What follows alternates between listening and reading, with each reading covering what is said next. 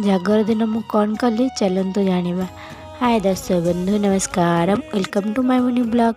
ତ ସକାଳୁ ମୁଁ ଏଠି ବ୍ରସ୍ କରିସାରିକି ତାପରେ ଏଠି ମୁଁ ମୁହଁ ଧୋଇକି ଆସିକି ଟିକେ ମୁଁ ନିଜ ମୁହଁକୁ ଦେଖାଇଦେଲି। ତ ଆନି ଯାଇଥିଲା ଠାକୁରଙ୍କ କତିକି, ତ ମୁଁ ତାକୁ କହିଥିଲି ଭିଡ଼ିଓ କରି ଆଣିବାକୁ। ତ ସେଇଠି ମୋତେ ଭିଡ଼ିଓ କରି ଦେଇଛି, ଆପଣମାନେ ବି ଦର୍ଶନ କରିପାରିବେ। ତାପରେ ମୁଁ ଆଉ କିଛି ଭିଡ଼ିଓ ବନେଇନି, ଉପାସ ତ ରହିବୁ କିଛି ତ କରିବୁନି, ତ କ'ଣ ଭିଡ଼ିଓ ବନେଇନି। ତ ଏଇଠି ମୁଁ ଶାଢ଼ୀ ପିନ୍ଧିକି ଫଟୋ ଉଠାଉଥିଲି, ତାର ଗୋଟେ ଭିଡ଼ିଓ କରିଦେଇଥିଲି। ତାପରେ ସନ୍ଧ୍ୟାବେଳେ ଯେହେତୁ ମୁଁ ମନ୍ଦିର ଯିବିନି, ଆନି ତାର ଏଇଠି ଗୋଟେ ଭିଡ଼ିଓ କରି ମୋତେ ଆଣିକି ଦେଇଥିଲା। ଏଇଠି ସବୁ ବସିଥିଲେ ପୂଜାରେ, ଦୀପ ଜାଳୁଥିଲେ ବସିକି। ମୋତେ ସେ ଭିଡ଼ିଓ ଛାଡ଼ିଥିଲା, ସେଥିପାଇଁ ଆପଣମାନଙ୍କୁ ବି ଦେଖାଇଦେଲି। ତାପରେ ଏଇଠି ମୁଁ ଦେଖିକି ବହୁତ ମନ ଦୁଃଖ କରିଥିଲି, ମୁଁ ଯାଇପାରିଥିଲେ ମୁଁ ବି ବସିଥାନ୍ତି, ଛାଡ଼। ତାପରେ ସେ ମହାଦୀପ ଉଠିସାରିଲା ପରେ ମୋତେ ସେ ଫୋନ୍ କଲା। ତାପରେ ମୁଁ ଏଇଠି ଖାଇ ଦେଇଥିଲି ପୁରୀ, ପରଟା ଆଉ ଡାଲମା ଖାଇ ଦେଇଥିଲି। ଯଦି ଆପଣମାନଙ୍କୁ ଏ ଭିଡ଼ିଓଟା ଭଲ ଲାଗିଛି ତ ଲାଇକ୍, କମେଣ୍ଟ, ସେୟାର, ସବସ୍କ୍ରାଇବ୍ କରିଦେବେ। ରହୁଛି, ନମସ୍କାର, ଜୟ ଜଗନ୍ନାଥ। କମେଣ୍ଟ